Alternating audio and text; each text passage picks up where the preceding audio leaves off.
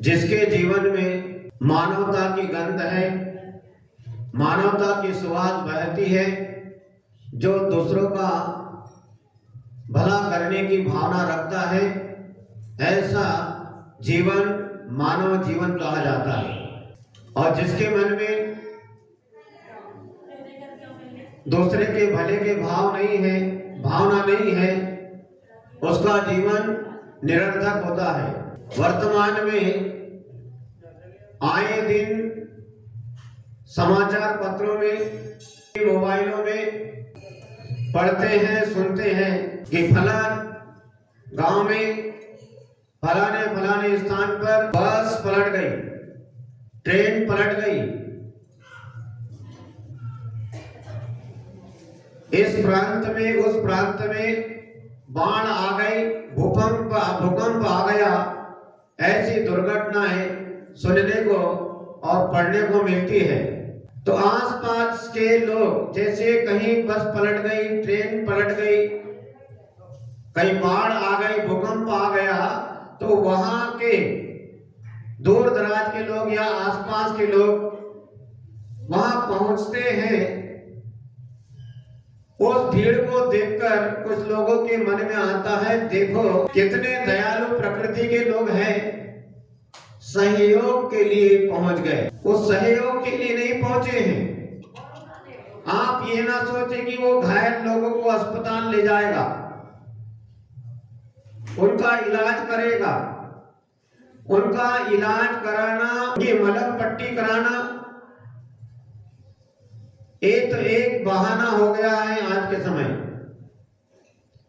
कुछ ही दयालु प्रकृति के लोग हैं जो ऐसा काम करते हैं, गिरे हुए को उठाते हैं, कोई बीमार है उसका इलाज कराते हैं।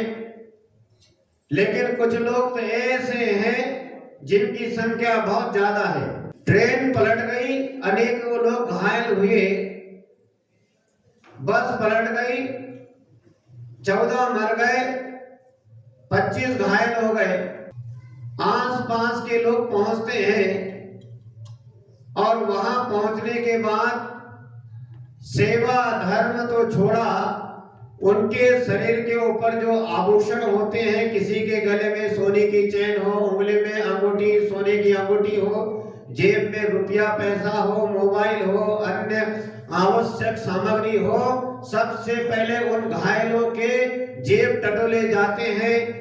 महिलाओं के कान के कुंडल, नाक के आभूषण निकाल लिए जाते हैं। विचित्रता है, आज वर्तमान में देखने में आती है, सुनने में आती है।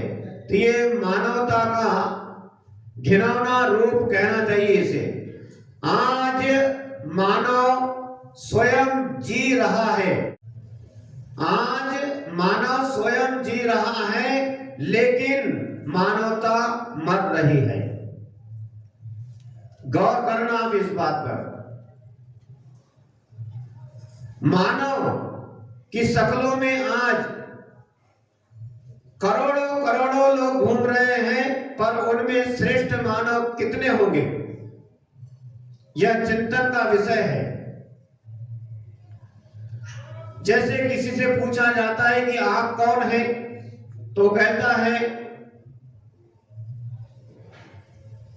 मैं हिंदू हूं, मैं मुसलमान हूं, मैं सिख हूं, मैं जैन हूं, मैं ईसाई हूं।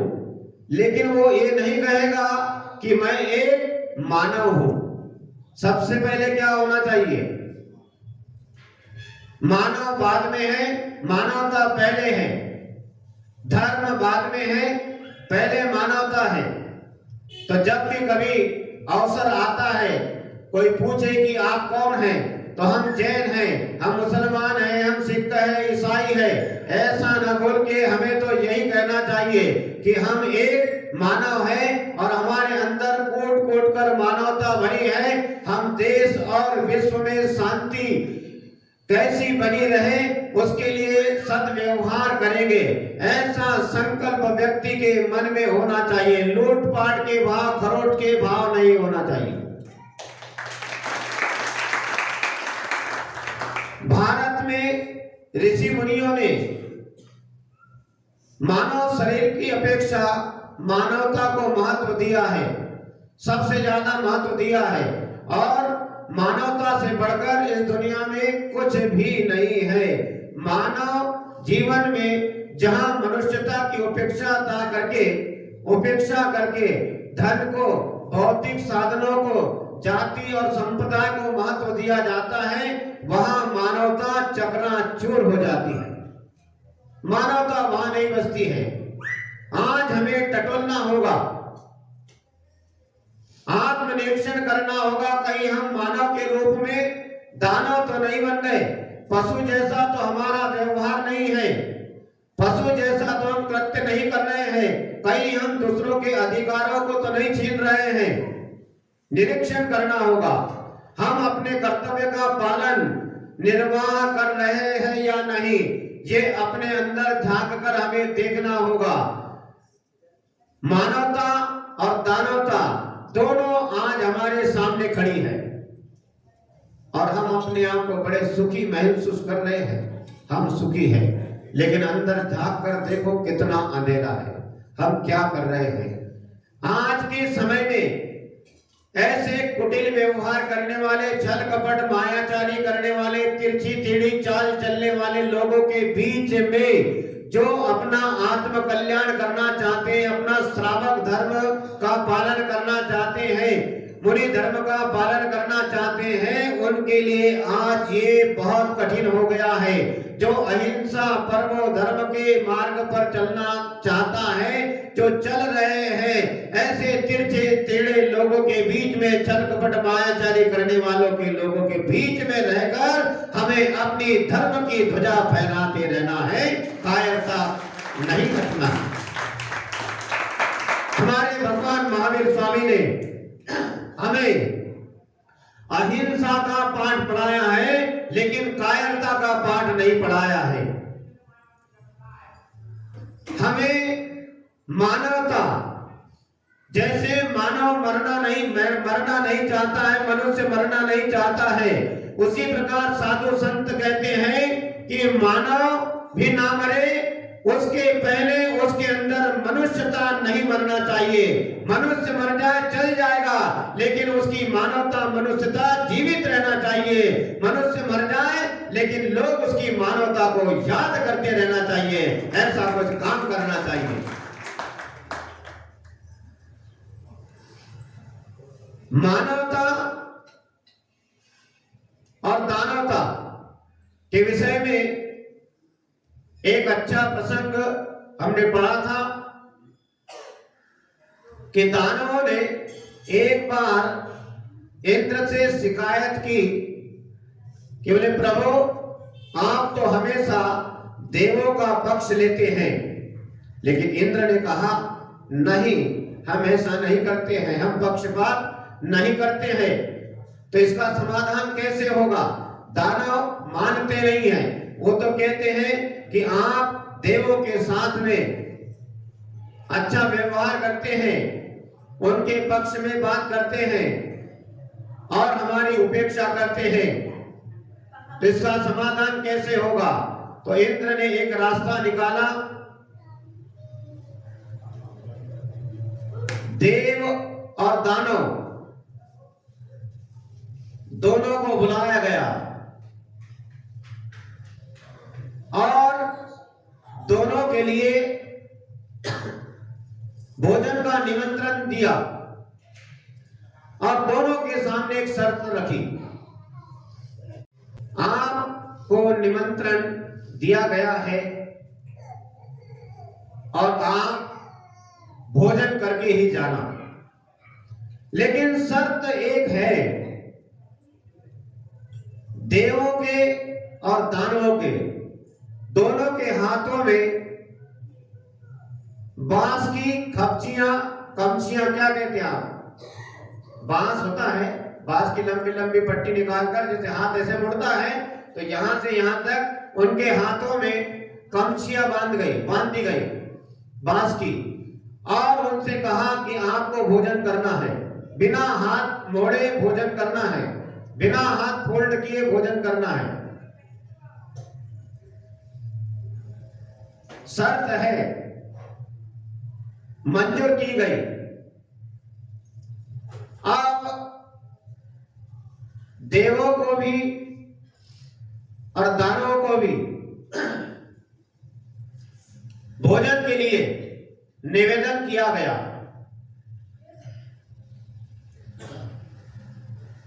तो सबसे पहले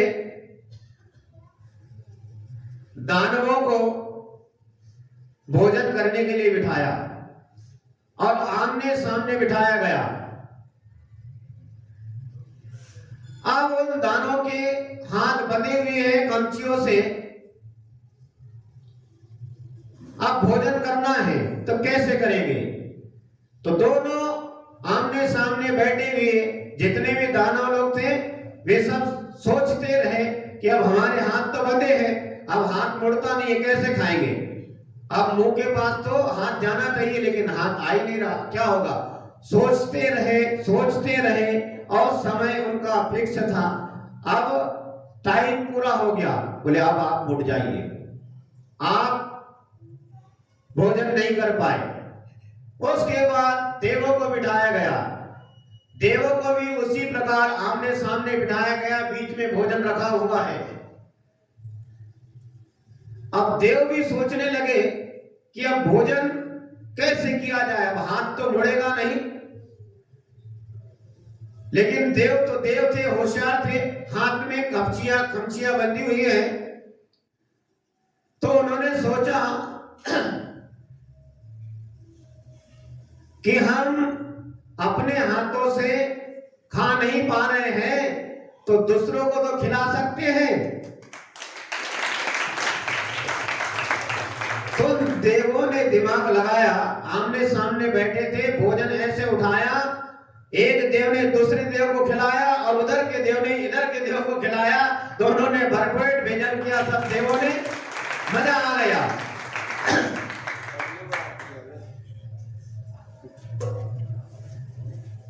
तो देवों के पक्ष में निर्णय गया, दानवों को शर्माना पड़ा। इंद्र ने कहा कि अब तुम ही बताओ कि हमने पक्षपात किया क्या? बोले नहीं साहब, समझ में आ गई बात। समझ में बात आ गई है कि जिसमें परस्परता होती है, जिसके बीच में मधुर संबंध होते हैं, मधुर व्यवहार होता है, जो दूसरों को खिलाना जानता है वह देव होता है। और जिसमें परस्परता नहीं होती है, जो स्वार्थी होता है, जो स्वयं खाना जानता है पर खिलाना नहीं जानता है, वो दानव होता है, वो राक्षस होता है। इसलिए इस भारतीय संस्कृति में कहा है कि पहले खिलाना उसके बाद खाना, वही सच्चा इंसान कहलाता है। और हमारे जैन संस्कृति में तो विशेष रूप से ये बात बताई है कि जो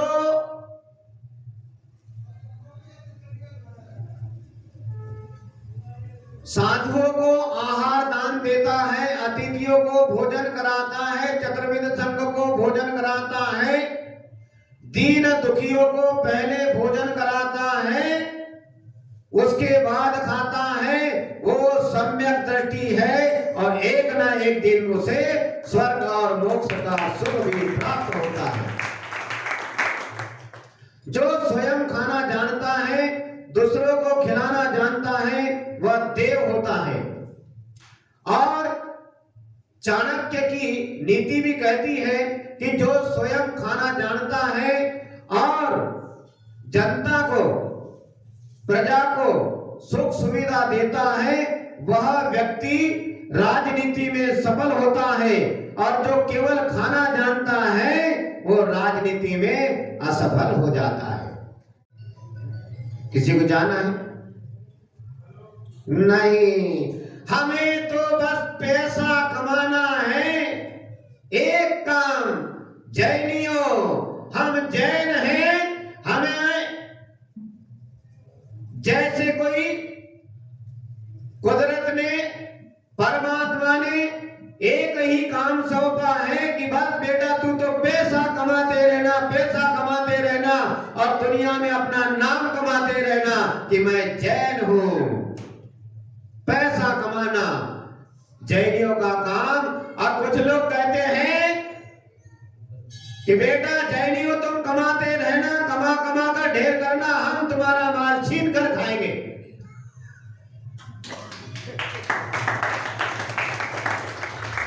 सावधान हो जाइए, ऐसी धून मत लगाइए पैसा कमाने की। पैसा पैसा, ना परिवार का ध्यान, ना धर्म का ध्यान, न साधुओं का कोई ध्यान, किसी का कुछ नहीं। हमें तो एक ही काम है, पैसा कमाना, पैसा कमाना, और उस पैसे का सदुपयोग करना भी हमें नहीं आता है। इसीलिए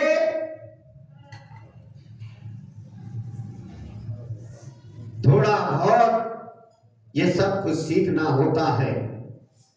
यदि अपनी रक्षा सुरक्षा चाहते हैं, सुख चैन शांति अमन चाहते हैं, तो थोड़ी बहुत राजनीति भी आज वर्तमान में सीखना होगी। यदि हमारे बीच से कोई व्यक्ति राजनीति के मैदान में उतरता है, रक्षा सुरक्षा की है, तो आज हमें इस देश के लिए भी ऐसा नेता चाहिए जो जन जन की रक्षा सुरक्षा की भावना करता हो। अपना स्वार्थ सिद्ध करने वाला नेता नहीं हो सकता है। और वर्तमान में हमें ध्यान रखना है, हमें खतरा दूसरों से नहीं, सबसे पहले अपने वालों से होता है। उसके लिए बहुत बात हमने सुनी थी, मुझे तो अपनों ने लूटा, गैरों में कहां दम था। मुझे तो अपनों ने लूटा, गैरों में कहां दम था। मेरी कश्ती भी वहां डूबी जहां पानी कम था।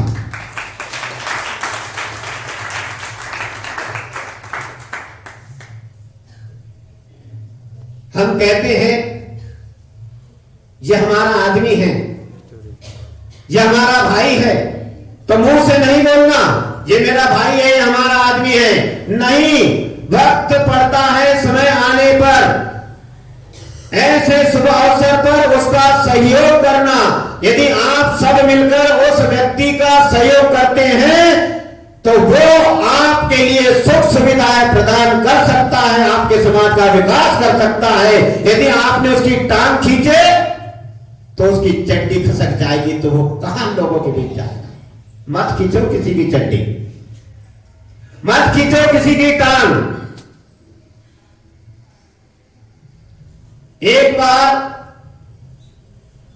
विदेश में एक प्रदर्शनी लगी, केकड़ों की प्रदर्शनी। केकड़े खेकड़े क्या कहते हैं आप, जिसकी पक्की पकड़ होती है, पानी में होता है, छोटा बड़ा, 4 पैरों से चलता है, खेकड़ा, केकड़ा। तो केकड़ों की प्रदर्शनी लगी। उस प्रदर्शनी में अनेकों देशों के केकड़ों को लाया गया और प्रदर्शनी में रखा गया। तो कांच के जार होते हैं, कांच के बर्तन होते हैं, तो अनेकों प्रकार के केकड़े उन जार में, कांच के बर्तनों में रखे हैं। और लोग उस प्रदर्शनी में आकर उन केकड़ों को देखकर बड़ा आनंद ले रहे हैं। कांच के बर्तन बंद है और उधर उसके अंदर केकड़े घूम रहे हैं। लोग उस प्रदर्शनी का आनंद ले रहे हैं। एक कांच के जार का बर्तन, उस बर्तन का ढक्कन जो है वो खुला था। तो लोग कहते हैं भाई इसका ढक्कन बंद कर दो, नहीं तो इसमें से केकड़े बाहर भाग जाएंगे। तो उस जार के पास खड़ा हुआ व्यक्ति कहता है भाई साहब आप इसकी चिंता न करें। अरे कैसी बात करते हो, ढक्कन खुला है। देखिए सभी जार जो रखे हैं कांच के बर्तन, सबके ढक्कन बंद है और इस जार का ढक्कन खुला है, बंद कर दो भाई साहब। बोले नहीं भाई साहब घबराने की बात नहीं है, इस जार के अंदर जो केकड़े हैं, जो खेकड़े हैं वो भारत के हैं। कहां के हैं? वो भारत के हैं। तो क्या हुआ, तुम्हारा कहने का मतलब क्या? भाई साहब ये हमारे भारत के केकड़े हैं, ये बाहर नहीं भाग सकते। बोले क्यों, कैसे नहीं भाग सकते? ये भारत के केकड़े हैं। जब कोई एक खेकड़ा ऊपर चढ़ने लगता है, ऊपर चढ़ने लगता है, ऊपर चढ़ने लगता है, तो दूसरा खेकड़ा उसकी टांग पर लगकर नीचे खींच लेता है।